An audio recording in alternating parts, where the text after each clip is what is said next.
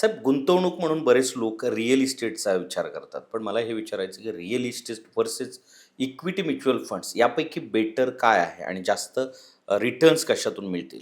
आज काय झालंय की भारतामध्ये ना 90% गुंतवणूकदारांची 90% जी धनसंपत्ती ती रिअल इस्टेट आणि प्रॉपर्टीमध्ये अडकली. की आता घर कोण घेते? ज्यांच्याकडे 2 घर आहेत तो तिसरं घेतो, ज्याच्याकडे 3 आहे तो चौथं घेतो. विकतो कोण?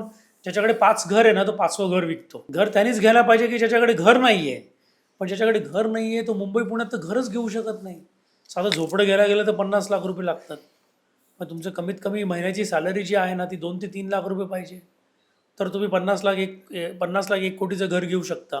त्याच्यामुळे घरामध्ये इन्व्हेस्टमेंट केल्यानंतर त्याच्यावर येणारं जे रेंटल यील्ड आहे, त्याच्यावर जे रेंट येतं ते वार्षिक 2% जास्त तुम्हाला रेंट मिळत नाही. जर तुम्ही त्यातले सगळे मेंटेनन्सचा खर्च मायनस केला तर तुम्हाला 0% रेंटल यील्ड इंडियामध्ये मिळतं, भारतामध्ये मिळतं. सो सेकंड घर इन्व्हेस्टमेंटसाठी घेऊ नका, राहतं घर पाहिजे.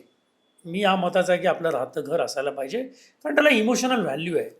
पण सेकंड घर घेण्याचं टाळा. जर घ्यायची इच्छाच झाली आणि तुमच्याकडे ॲडिशनल पैसे असतील तर तुम्ही ओपन लँड घ्या, कारण ओपन लँडमध्ये तुम्ही काहीतरी करू शकता, प्रोडक्शन करू शकता, पुढे पुढे जाऊन बिल्डिंग्स बांधू शकता, त्यातले फ्लॅट विकू शकता. समजा ॲग्री असेल तर काहीतरी ॲग्रिकल्चर प्रॉडक्ट तुम्ही त्याच्यामध्ये किंवा ॲग्रीचं उत्पन्न तुम्ही त्याच्यातनं काढू शकता, शेती व्यवसाय करू शकता. अगेन्स्ट म्युच्युअल फंड म्हणायला गेलात तर तुम्हाला इक्विटी म्युच्युअल फंड्समध्ये येणारे रिटर्न्स आहेत ना, हे 12 ते 14% येणाऱ्या 7-8 वर्षामध्ये मिळू शकतात. प्रिव्हियस रिटर्न तुम्ही बघितलं तर इक्विटी म्युच्युअल फंडचे रिटर्न्स गेल्या 20-22 वर्षाचे 18 ते 20% आसपास आहे. कंपाऊंडिंग रिटर्न्स सांगतोय मी.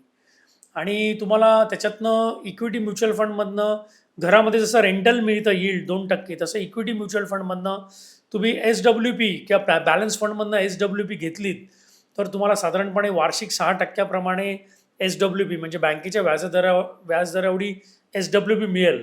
म्हणजे घराच्या रेंटपेक्षा जास्त तुम्हाला SWPची रक्कम मिळेल. तुम्ही जी काही इक्विटी म्युच्युअल फंडमध्ये इन्व्हेस्टमेंट केली, ज्याच्यातून तुम्ही मासिक उत्पन्न घेता SWPचं, ते घेऊन सुद्धा तुमचे इक्विटी म्युच्युअल फंडचे जे परफॉर्मन्स आहेत 10 वर्षानंतर घराच्या किमतीच्या दुप्पट असू शकतात. आणि हॅसल काही नाही ना, तुम्हाला काय करायचं आहे? काही नाही करायचं आहे.